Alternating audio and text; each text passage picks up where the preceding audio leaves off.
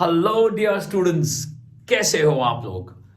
आज हम मैथ्स के अंदर फंक्शन टॉपिक में एक बहुत बहुत ही ज्यादा आसान फंक्शन लेकिन एक बहुत इंपॉर्टेंट फंक्शन को डिस्कस करने वाले हैं। और इसका यूज ना सिर्फ एज अ फंक्शन इटसेल्फ, यहाँ ग्राफ बना के जब हम देखेंगे तो वहां पर तो उसका यूज होगा ही होगा, बट उसके अलावा जो बाकी टॉपिक आते हैं जैसे कि फंक्शन की डोमेन और रेंज निकालने की बात होती है, जैसे कि इंक्रीजिंग डिक्रीजिंग के अंदर मोनोटोनिसिटी होता है उसकी बात होती है, या फिर फंक्शन को बाइजेक्टिव इंजेक्टिव या सर्जेक्टिव प्रूव करने की बात होती है, उन सब में भी इस फंक्शन को इन्वॉल्व कर लिया जाता है। हालांकि फंक्शन बहुत ज्यादा आसान है।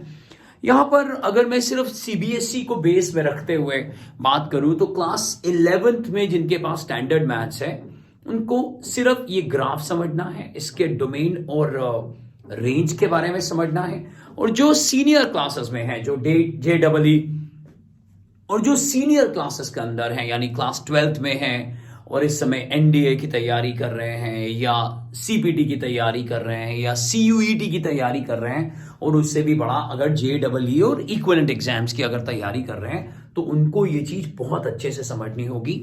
आइए फंक्शन पर एंटर करते हैं। और फंक्शन है कांस्टेंट फंक्शन। अब ये कांस्टेंट फंक्शन जब मैं लिख रहा हूं तो क्या मतलब है कांस्टेंट फंक्शन का। देखो बच्चों, नाम से ही समझ में आ रहा है कि कुछ ऐसी चीज जो कभी मूव करेगी नहीं।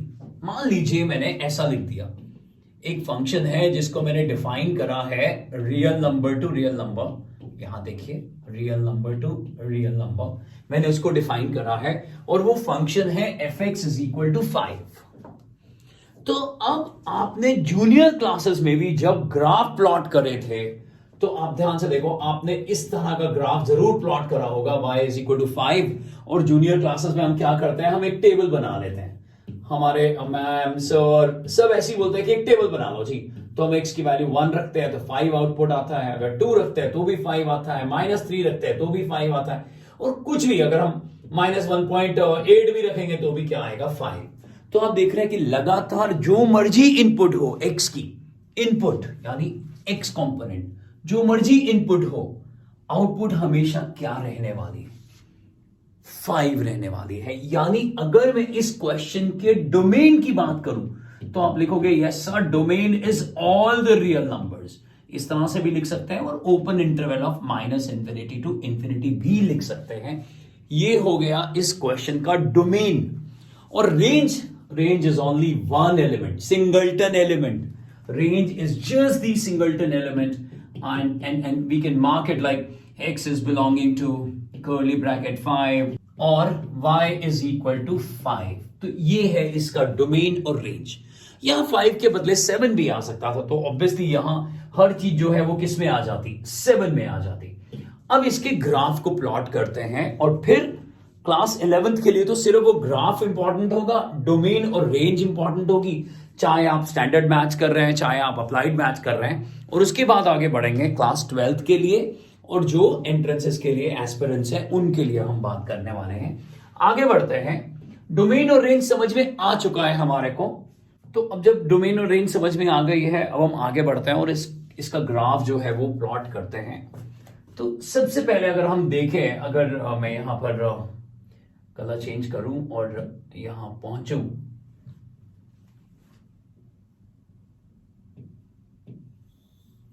आई होप आपको समझ में आ रहा होगा, ये कलर दिखाई दे रहा होगा। यहां मैंने एक ग्राफ जो है वो क्वाड्रेंट वाइज यहां पर बना लिया है। और देखें अगर हम कि यहां मेरे पास एक्स एक्सेस है, ये आपको मालूम है, यहां मेरे पास वाई एक्सेस है और हमने यहां डिस्टेंस लिया था, मान लीजिए 1। स्केल लिख लेना 2 3 4 5। जैसे कि आप नॉर्मली अगर प्लॉट करते हो तो स्केल लिखना बहुत जरूरी होता है और मैं यहां स्केल ले रहा हूं, scale for X and Y axis. ये स्पेलिंग भी काफी लोग गलत कर देते हैं, AXES है और मैं यहां लूंगा 1 centimetre is equal to 1 unit. यहां 1 सेंटीमीटर नहीं है, बट आपका जो ग्राफ शीट होता है वो यूजुअली 1 सेंटीमीटर के अकॉर्डिंग चलता है, तो आप उसमें ऐसा लिख देना। अब ध्यान से देखो, x की जो मर्जी वैल्यू हो, अगर x 1 है तो भी आउटपुट क्या आ गई थी हमारे पास, 1,5।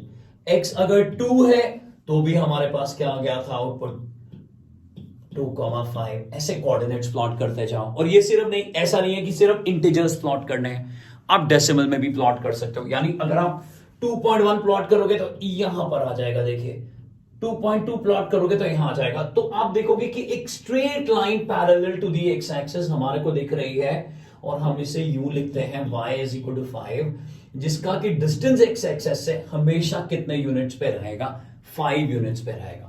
तो इसकी रेंज आप देखिए, वट एवर वी पुट, मैं जितना मर्जी एक्स की वैल्यूज पुट करता रहूं, लेकिन आउटपुट हमेशा कहां पर जाके रुकेगी, 5 पे जाके रुकेगी।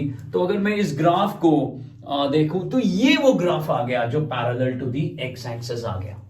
अब मैं 12th के बच्चों के साथ एक और बात कर सकता हूं कि क्योंकि ये कांस्टेंट फंक्शन है, इसका डेरिवेटिव क्या होगा, dy by dx क्या होने जा रहा है, 0। और डेरिवेटिव 0 होने का मतलब इसका स्लोप क्या है, 0। वो होना ही चाहिए था स्लोप 0। क्यों? क्योंकि this line is parallel to the X axis, and if two lines are parallel then their slopes are equal. तो इसका स्लोप भी 0 है, इसका स्लोप भी 0 है। तो डेरिवेटिव भी एक बात कंफर्म कर रहा है कि ये कांस्टेंट फंक्शन है, इसलिए इसका जो डेरिवेटिव है वो 0 आ रहा है।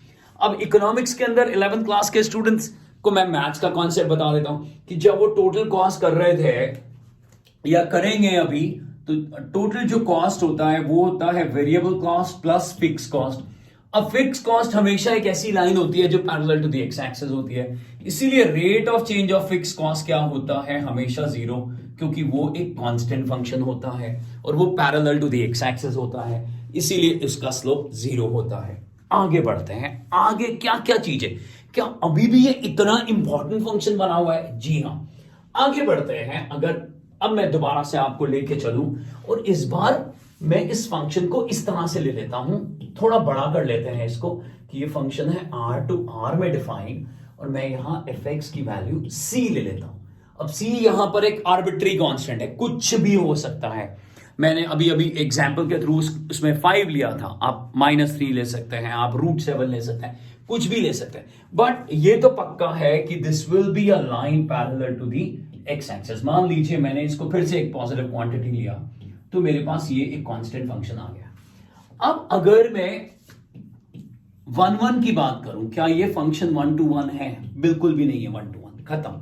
क्यों? अगर मैं f ऑफ -5 की वैल्यू पुट करता हूं और f ऑफ 2 की वैल्यू पुट करता हूं, तो हमेशा आंसर क्या आने वाला है, c। But -5 is not equal to 2। यानी कितने सारे इनपुट्स, यहां तो सारे के सारे inputs are only aiming to what, c।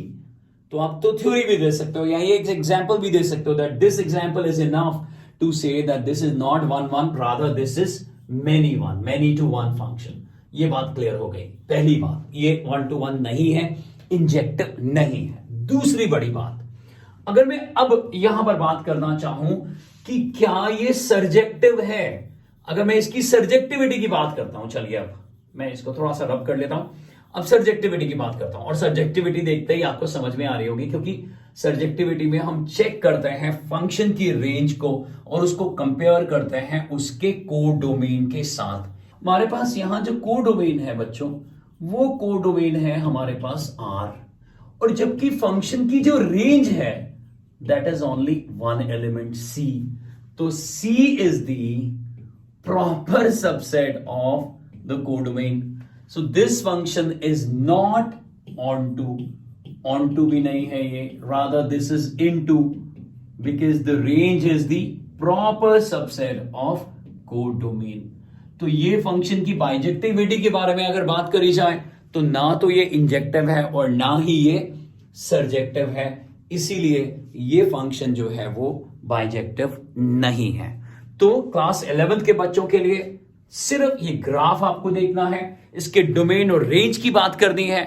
Whereas class 12th के बच्चों के लिए जो एंट्रेंसेस की भी तैयारी कर रहे हैं, इस पूरे वीडियो को देखना और समझना बहुत जरूरी है। इस पे नोट्स बनाइएगा।